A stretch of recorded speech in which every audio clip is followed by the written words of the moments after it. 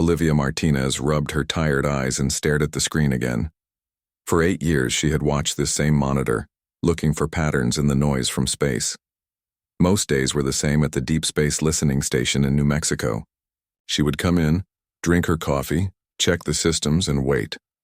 Nothing ever happened. Until today. The signal came in at 3:42 a.m., when most of the staff were dozing or playing cards in the break room. Olivia was only awake because she had switched shifts with her colleague Sam, who wanted to attend his daughter's school play. At first, she thought it was a glitch. The pattern on her screen was too perfect, too clear. Space didn't send messages this clean. She ran the standard tests, checking for equipment failures or Earth-based interference. Everything came back normal. The pattern continued, a series of prime numbers, followed by what looked like mathematical constants, then a repeating sequence that couldn't be natural.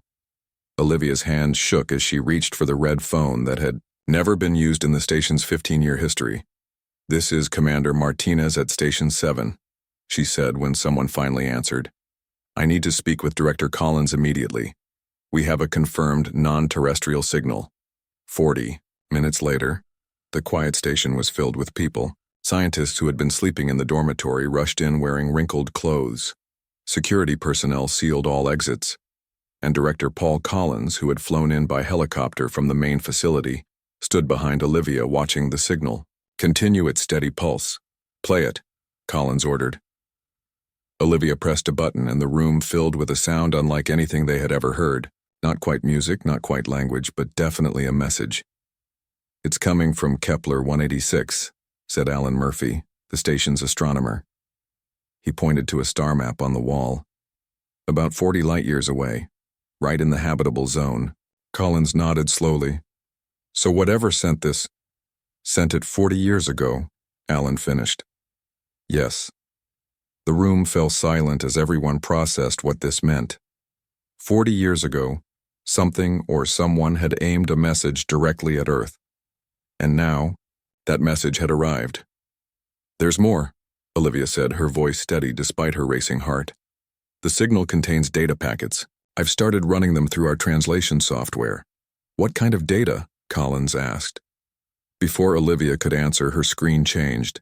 The scrolling numbers and symbols transformed into a simple image, a star system with 5 planets, one marked with a flashing light.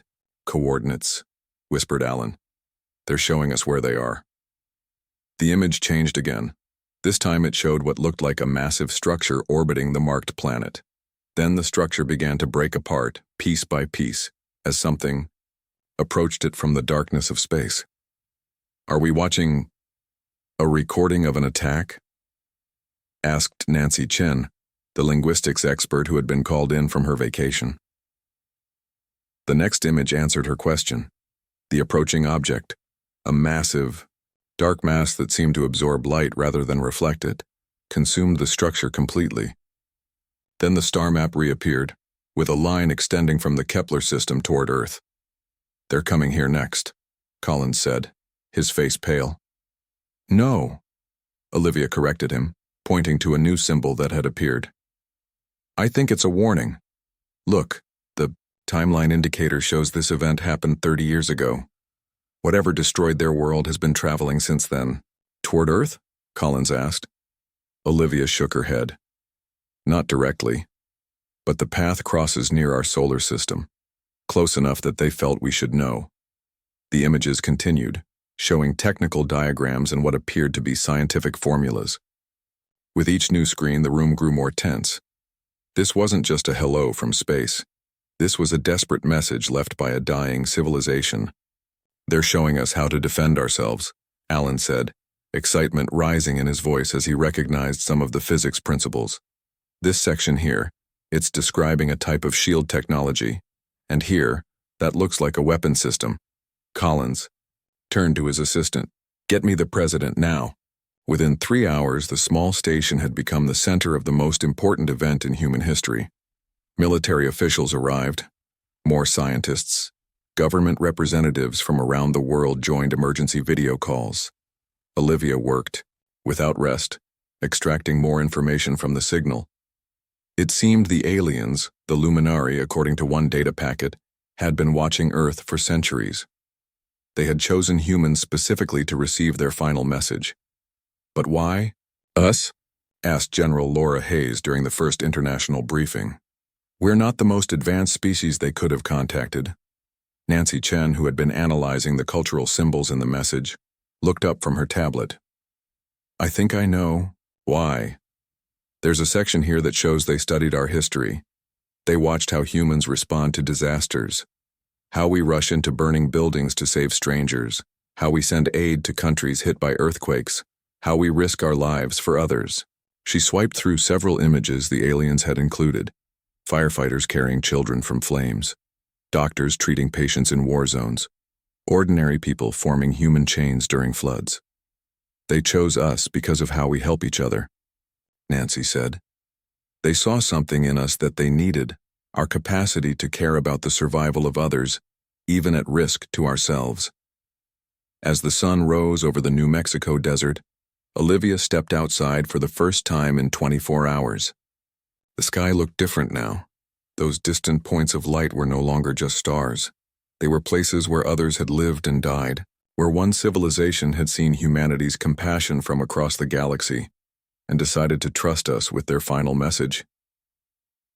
She took a deep breath of the cool morning air. In the coming days, the world would change forever. Nations would have to work together like never before. New technologies would need to be developed, and humanity would need to decide: would they answer this call that had traveled 40 years through space to reach them? Looking at the fading stars, Olivia already knew the answer. Whatever was coming, humans would face it, not just for their own survival, but because someone had asked for help. Inside the station, teams of scientists and engineers began the work of understanding the alien technology. The beacon that had triggered humanity's response continued its steady pulse, a final gift from a lost civilization that had seen something worth saving in the people of Earth. 5 years passed. In orbit above Earth, the largest structure humans had ever built took shape. The UNSS Horizon gleamed in the sunlight as the final sections were connected. 1 mile long and powered by engines based on luminary technology, it was humanity's first true starship. On the day of launch, Captain Daniel Patel stood in the ship's observation deck, watching Earth grow smaller below. At 42, he had spent his entire career in the Space Command, never imagining he would lead a mission beyond the solar system. Now he commanded a crew of 120 specialists on humanity's most important journey. Final systems. Check complete, Captain, reported his first officer, Olivia Martinez. After discovering the original signal, she had earned her place as second in command of the mission. All sections report ready for deep space acceleration. Daniel nodded. Send the message to Earth Control, then prepare the crew for light speed. Transition. Olivia sent the final communication back to Earth. Once they activated the Luminari-inspired engines, they would be truly on their own. The journey to Kepler 186 would take 12 years, even with the new technology. The crew would rotate through stasis pods with only a skeleton crew awake at any time. On screens across Earth, billions watched as the Horizon's engines flared to life. The ship moved away from Earth at increasing speed until it was just a bright point against the stars. Then, with a flash of blue light, it disappeared into the vastness of space.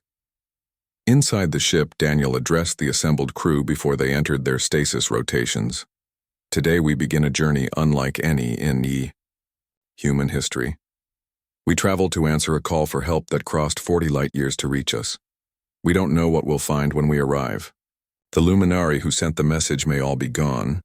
The Void Collective may be waiting for us, but we go anyway because that's what humans do when someone asks for help. The crew applauded. Then they began their assigned duties, preparing the ship for its long journey. During the first year, the Horizon passed the edge of the solar system. The crew settled into their rotation schedule, 3 months awake, 9 months in stasis.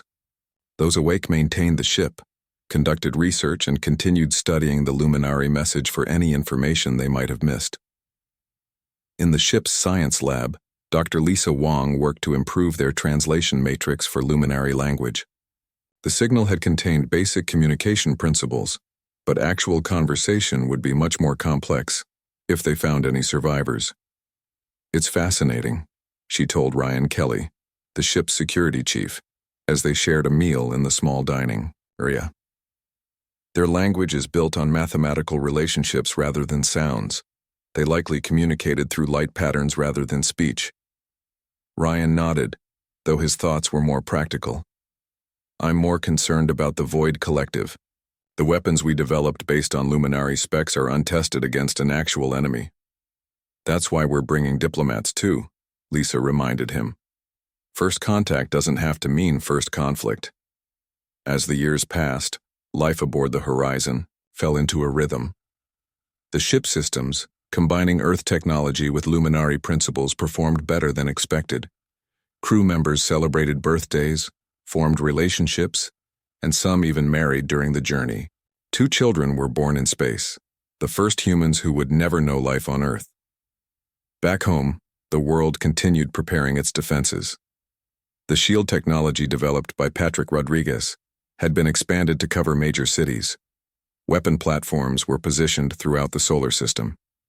But everyone knew Earth's best hope was the success of the Horizon's mission, finding Luminari survivors who might have better knowledge of how to defeat the Void Collective. In the 9th year of their journey, the Horizon encountered its first major crisis. A micrometeoroid shower penetrated part of the ship's hull, damaging one of the stasis chambers. 3 crew members died before the emergency systems sealed the breach. Captain Patel held a service in the ship's common area, sending the bodies of their fallen comrades into space with full honors. "They knew the risks," he told the grieving crew. "Just as we all do, but they believed the mission was worth those risks. We continue for them and for everyone waiting at home." The ship repaired itself as best it could and continued toward its destination. In the 11th year, they received a final message from Earth, the last that would reach them before they arrived at their destination. Admiral Nelson's face appeared on the main screen, now older and lined with the stress of a decade planning Earth's defense. "Horizon crew, we are tracking your approach to the Kepler system. All of Earth stands with you as you complete this historic mission. Our sensors have detected activity at the edge of our solar system that may be early scouts from the Void Collective. Our defenses are ready, but the information you gather will be crucial. Godspeed, and remember, you carry the hopes of humanity with you." As they entered the final year of their journey, the crew spent more time preparing for arrival. Weapons were tested, communication systems were fine-tuned. The ship's long-range sensors searched for any sign of the Luminari or their enemies. "I've been thinking," Lisa said to Daniel one evening as they reviewed the latest sensor data. "What if there are no survivors? What if we came all this way for nothing?" Daniel was quiet for a moment. "Even if we find no one to save, we came because it was the right thing to do. The Luminari trusted us enough to send us their final message, their technology, their hope. That alone made this journey necessary." As the Kepler star grew from a distant point to a bright disk in their viewports, excitement spread through the ship. Crew members came out of their final stasis cycle. Systems were brought to full power, everyone prepared for whatever they might find. On the bridge, Daniel gave the order to begin deceleration. "All hands to arrival stations, shields at maximum, sensors at full sweep. Let's find out if anyone's home." The Horizon slowed as it approached the 4th planet in the system, the origin point of the Luminari signal. The sensors detected a massive structure in orbit around the planet. "Captain," Olivia said, her voice hushed with awe, "we're receiving a transmission from the structure. It's using the same carrier wave as the original beacon." Daniel straightened his uniform and took a deep breath. After 12 years of travel, the moment of truth had arrived. "Put it on screen," he ordered. "Let's meet the people who called us across the stars." 1 week after the signal was discovered, the world knew. The governments had tried to keep it quiet, but a junior technician at the New Mexico facility had leaked a short video of the alien message online. Within hours, it spread to every corner of the planet. The news hit humanity like a tidal wave. Religious leaders called emergency meetings. Stock markets crashed, then strangely rebounded as companies involved in space technology saw their values triple overnight. In cities across the globe, people gathered in parks and town squares, looking up at the sky with new eyes. At the United Nations in New York, an emergency session brought together representatives from every nation. The large assembly hall buzzed, with nervous energy as Admiral Catherine Nelson approached the podium. Her uniform was crisp, her expression serious but calm. "Ladies and gentlemen," she began, her voice cutting through the noise. "7 days ago, we received a message from a distant star system. This message came from an advanced civilization that called themselves the Luminari. Before their destruction, they sent us plans for defensive technology against the force that destroyed them." The room fell silent. "Our scientists have confirmed the signal's authenticity. The technology described is beyond our current capabilities, but not beyond our understanding. With a global effort, we believe we can adapt it to work with our existing systems." On the massive screen behind her, images from the alien message appeared. Complex diagrams of shield generators, weapon systems that could disrupt the strange, dark energy used by the approaching threat, something the Luminary had called the Void Collective. "The Luminary were watching us for centuries," Admiral Nelson continued. "They chose Earth specifically because they observed our history of helping others, even at great risk to ourselves. They believed we would not only protect ourselves, but also seek out any survivors of their civilization." In the audience, representatives from countries that had been enemies for generations sat side by side, united by a common threat. "I am here today to propose the formation of a global defense initiative, every nation contributing resources, scientists, and military personnel to a single cause: the protection of Earth and the possible rescue of any remaining Luminari. In a normal time, the debate would have lasted months. Nations would have argued over who should lead, who should pay, who should get access to the new technology. But these were not normal times. Within 48 hours, the Global Defense Initiative was formed. Countries redirected military budgets, private companies offered resources, universities opened their research facilities. At a converted airbase in Nevada, engineer Patrick Rodriguez stood before a team of scientists from 27 countries. Just 2 weeks ago, he had been designing better cell phones at a tech company. Now he was leading the team that would try to build alien technology. "The good news," he told the international group, "is that the Luminari designed their message to be understood by us. They used universal mathematical principles and included teaching aids to help us grasp concepts beyond our science." He pointed to a holographic display showing the shield technology plans. "The bad news is that we need to advance our manufacturing capabilities by about 50 years in the next 6 months." The scientists looked at each other. In normal circumstances, they might have said it was impossible. But humanity was not operating under normal circumstances anymore. "Where do we start?" asked Dr. Ling Wei, a quantum physicist from Beijing. Patrick smiled. "We start by forgetting what we think is impossible. While the scientists worked, the world changed. Old conflicts suddenly seemed small in the face of a cosmic threat. Resources once spent on borders and disputes were redirected to the common goal." Children in schools learned about the Luminari alongside human history, drawing pictures of what they imagined the aliens looked like.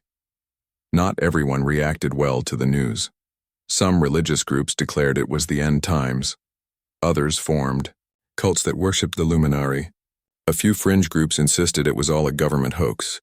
But for most people, the knowledge that they were not alone in the universe, and that another species had trusted them with their legacy, created a sense of purpose unlike anything humanity had known before. 3 months after the signal arrived, Patrick Rodriguez called Admiral Nelson to the Nevada facility. His team had been working around the clock, sleeping in shifts on cots between the lab stations. "We've done it," he said, leading her to a small testing chamber. Inside was a metal disc about the size of a dinner plate. "This is a miniature version of the shield generator. Watch." He pressed a button and a bubble of shimmering energy expanded from the disc, filling the chamber with soft blue light.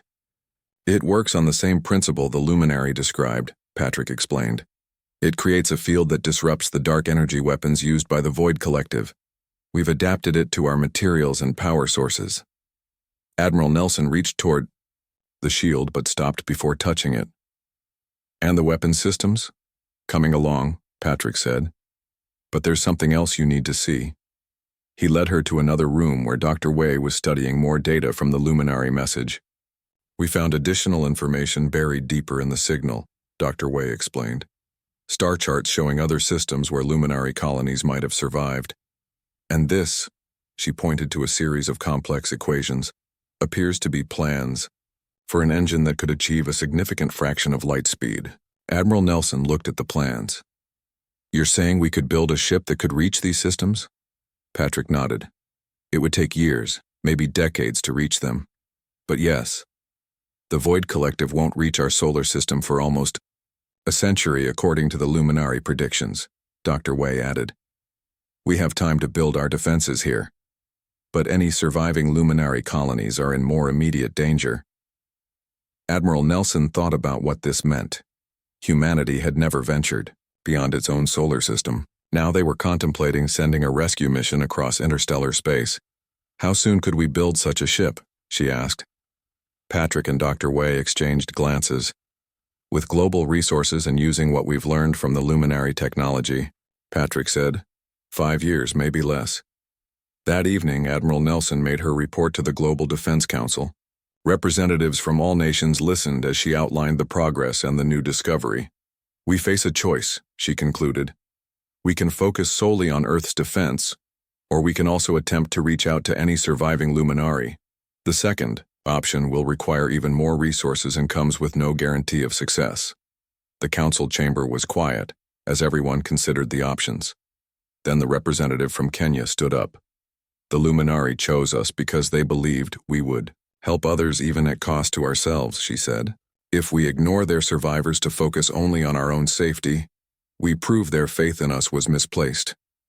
One by one, other representatives stood in agreement. By morning, the decision was made. Earth would defend itself, but it would also reach out across the stars to those who had sent the beacon. Humanity had been called, and it would answer. The screen on the bridge of the horizon remained empty. No faces appeared, no messages scrolled across it. The transmission was merely a simple beacon, repeating the same pattern they had received on Earth 12 years earlier. Life signs? Daniel asked, his voice tense. The ship's medical officer, Nicole Garcia, checked her readings. None detected, Captain. The station appears to be running on automated systems. Daniel exchanged a look with Olivia.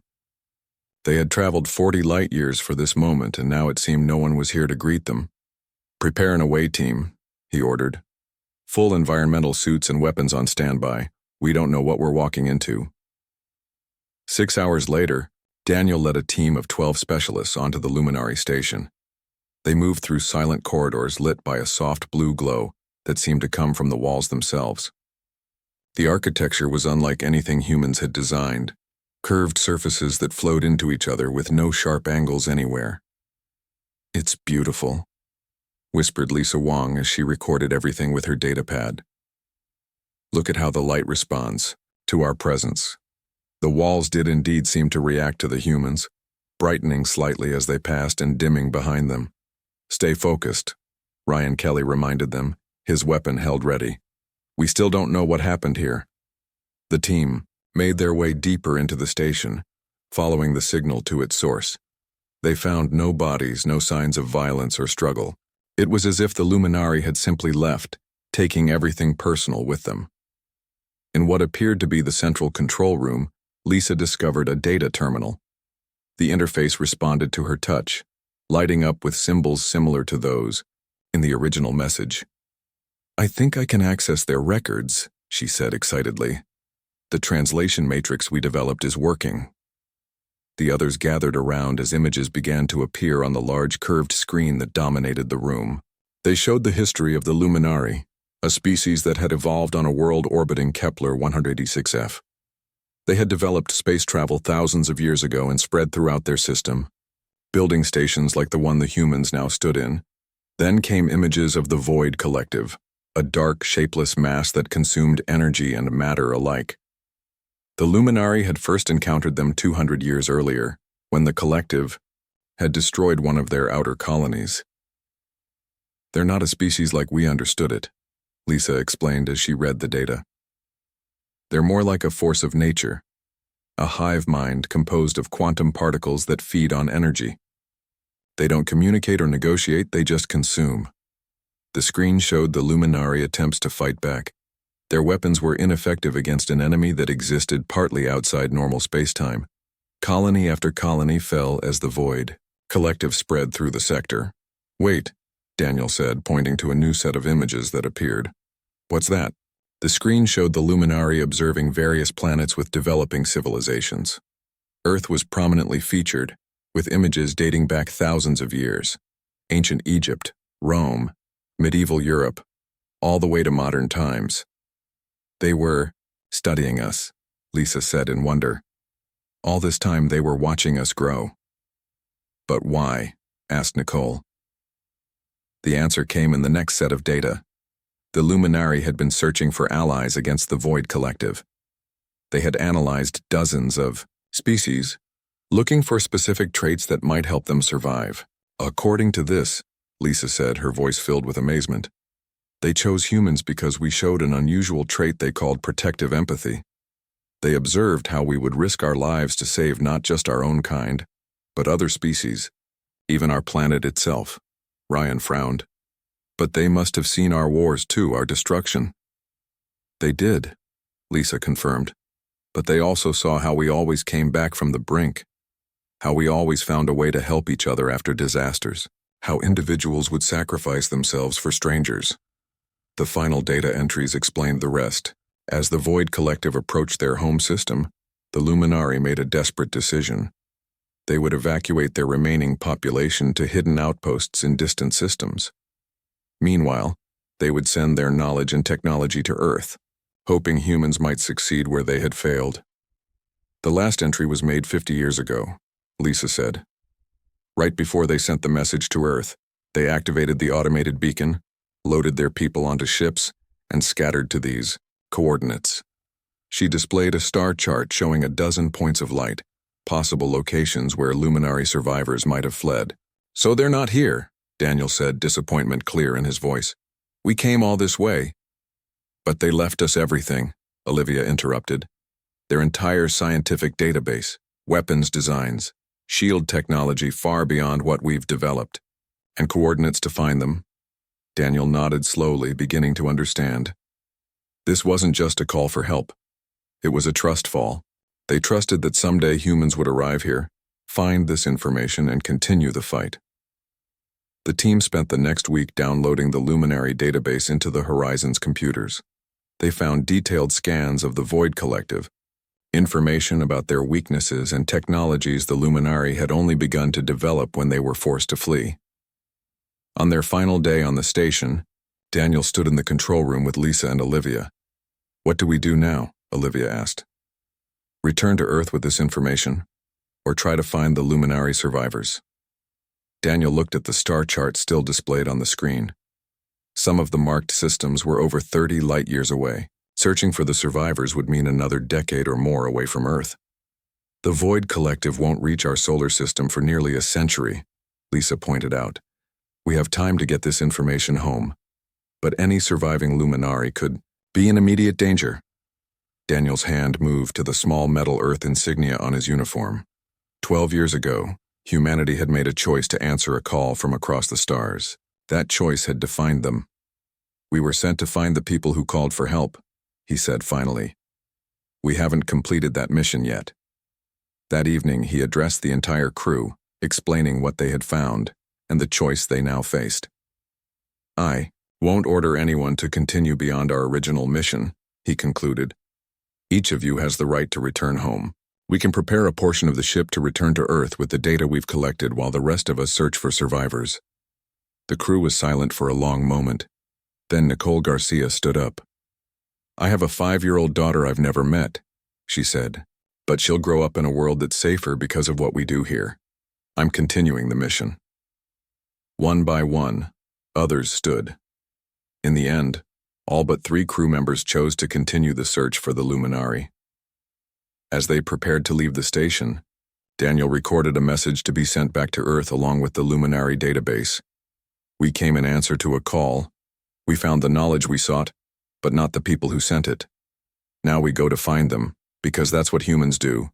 We don't leave anyone behind. 3 years later, the horizon approached the third location on the Luminary star chart. The first two systems had shown signs of luminary presence, but the outposts had been abandoned, with evidence that the inhabitants had fled just ahead of the Void Collective's arrival. The crew's hope was beginning to fade. Captain Daniel Patel no longer slept well, wondering if he had made the right choice to continue this seemingly endless chase across the stars. 15 years away from Earth now, with no guarantee they would ever find what they were looking for. "Captain," Olivia called from her station on the bridge. "We're picking up an energy signature in the asteroid belt of this system. It matches Luminary technology." The crew snapped to attention. They had seen similar readings before, only to find empty outposts. But this time, something was different. "There's movement," Ryan reported, studying the security sensors. "Multiple, small craft circling a larger structure built into an asteroid." Daniel straightened his uniform, which had been mended many times over the years. "Take us in, but slowly. Shields at maximum, and broadcast the Luminary greeting sequence we found in their database." The horizon moved cautiously into the asteroid belt. As they approached the energy signature, they could see a massive asteroid that had been hollowed out and converted into a space station. Small ships moved around it like bees around a hive. "We're being scanned," Olivia announced. "They're using Luminary sensor technology." The bridge was silent as everyone waited. Then a voice came through the communication system. Not human speech, but a series of musical tones that the ship's computer translated. "Unknown vessel, identify yourself, and state your purpose." Daniel took a deep breath before responding. "This is Captain Daniel Patel of the Earth vessel Horizon. We received your distress call and have come to help." There was a long pause. Then the voice returned. "Earth vessel? You are humans?" "Yes," Daniel confirmed. "We received your message at our planet 15 years ago. We came as quickly as we could." Another pause. Longer this time. Then the asteroid station's docking bay doors slowly opened. "You are cleared to approach," the voice said, a new tone in the musical pattern that the translator identified as disbelief, mixed with hope. "We have been waiting a very long time." 2 hours later, Daniel led a small team into the Luminary outpost. They wore their environmental suits, unsure if they could breathe the same air as the aliens. The docking area was empty when they arrived, but a door at the far end opened, revealing light beyond. The humans stepped through the doorway and finally came face to face with the Luminary. They were not what the humans had expected. Rather than solid bodies, the Luminary appeared to be made of light itself, glowing patterns of energy that shifted and flowed into roughly humanoid shapes. They hovered a few inches above the floor, pulsing with soft blue and green light. Lisa's translation device worked to interpret as one of the light beings approached. "I am Curator Elman," the being's pulses translated. I find it difficult to believe you are really here. We sent our message with no certainty that it would be received, much less answered." Daniel removed his helmet, having confirmed the atmosphere was compatible with human lungs. "We received your message. We learned about the Void Collective. We came to help." The Luminary curator pulsed rapidly, which Lisa's device couldn't fully translate. She adjusted some settings and said, "I think that's their equivalent of emotional response. Possibly shock or joy." "How many of you survived?" Daniel asked. "Here, just over 200, Elman replied. "We are the last outpost as far as we know. The others fell to the collective or scattered beyond our ability to track them. We have been hiding in this asteroid belt, moving our station when necessary, always one step ahead of our hunters." "Not anymore," Ryan said firmly. "We've brought weapons that can fight the collective. Technology your people designed that we've improved." The Luminary gathered around as the humans shared what they had learned from the abandoned station and the improvements Earth had made to the designs. The light beings pulsed with increasing intensity as they understood what the humans were offering. "You traveled across 15 years of void to bring us hope," Elman said. "Our ancestors were right about your species." That night, the humans were given quarters within the asteroid station. The Luminari did not need to sleep as humans understood it, but they left their guests to rest after the long journey. In his night room, Daniel sat on the edge of his bed, looking at an old photo of Earth. They had found the Luminari at last, but the mission was far from over. The Void Collective was still out there, still hunting, and Earth was still their ultimate target. The next morning, Daniel met with the Luminari Leadership Council, 7 beings who pulsed with different colors than the others. "We have studied your ship and your weapons," one of them said. "The improvements you've made to our designs are unexpected, creative in ways we would not have considered." "Humans are good at finding unusual solutions," Daniel replied. "Indeed. We believe that together, we might be able to do more than merely hide from the collective. We might be able to stop them." Daniel leaned forward. "That's what we came here for."